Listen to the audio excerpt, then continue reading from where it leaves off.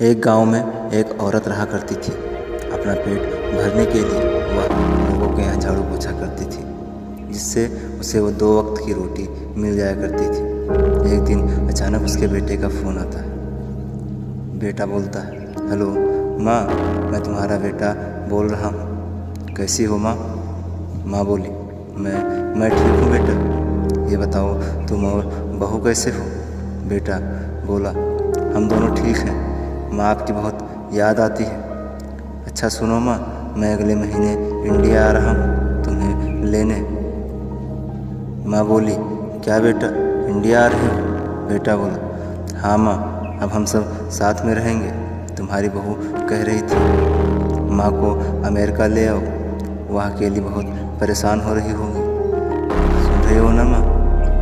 माँ बोली, हाँ बेटे, मैं सुन रही हूँ। माँ की आंखों से आंसू बहने लगे।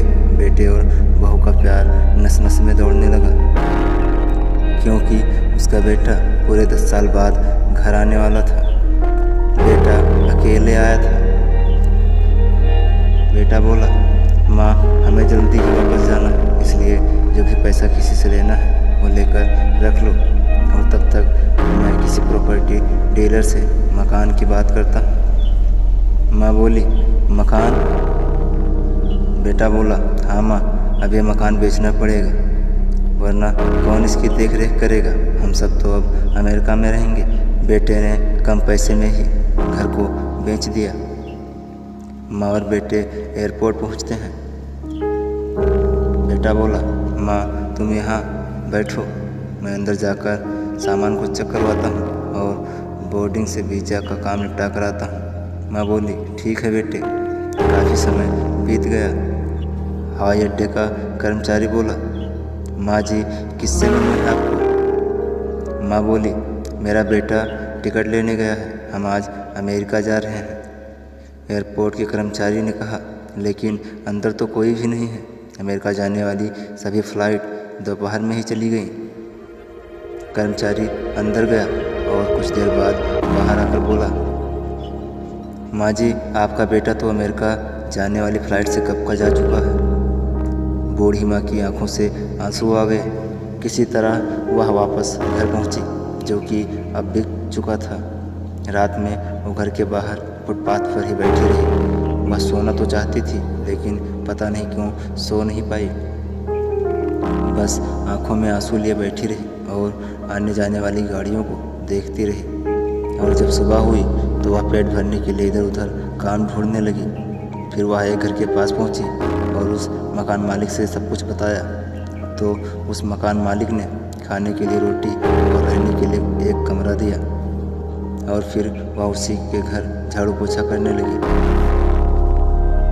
समय गुजरता गया और फिर एक दिन मकान मालिक ने कहा, माँ जी आप किसी रिश्तेदार के यहाँ क्यों नहीं चली जाती? अब आपकी उम्र बहुत हो चुकी है, अकेली कब तक रह पाओगी?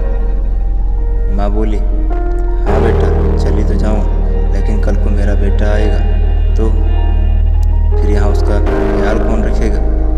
इतना कहकर उसकी आंखों से आंसू आने लगे। धीरे धीरे समय बीतता गया और फिर एक दिन उसका बेटा अपनी पत्नी को लेकर गांव आ गया, क्योंकि जो बिजनेस वो करता था वह पूरी तरह से बंद हो गया था। कुछ देर बाद वह अपनी पत्नी के साथ अपने घर के पास पहुंचा, जिसे वह बेच चुका था। वहां से वह अपनी माँ को ढूंढना शुरू करता है। कई दिन बीत जाते हैं। फिर एक दिन उसे बाजार में सब्जी खरीदते हुए उसकी माँ दिखाई देती है और वह दौड़कर अपनी माँ के पास जाता है और पैर पकड़कर रोने लगता है और कहता है, माँ मुझे माफ़ कर दीजिए। वह उसे उठाती है और कहती है, बेटा बहू कहाँ है? बेटा बोला, माँ वो सड़क के किनारे बैठी है, हम दोनों ने कई दिनों से कुछ नहीं खाया। माँ बोली, कोई बात नहीं बेटा, चल बहू को लेकर घर चल। बेटा बोला, लेकिन माँ घर तो मैंने बेच दिया था। माँ बोली, हाँ बेटा, अपने घर नहीं, जहाँ मैं काम करती हूँ वहाँ चल। मेरे मालिक बहुत अच्छे हैं, मैं उनसे कहकर तुम्हें कोई ना कोई काम दिलवा दूँगी और फिर बाद में दूसरा घर भी खरीद लेंगे। इतना कहकर वह अपने बेटे और बहू को लेकर उस मालिक के घर पहुंचती है और फिर उसका बेटा काम करने लगता है और फिर धीरे धीरे उसका बेटा एक घर भी ले लेता है। फिर उसकी माँ और पत्नी एक ही घर में रहने लगते हैं।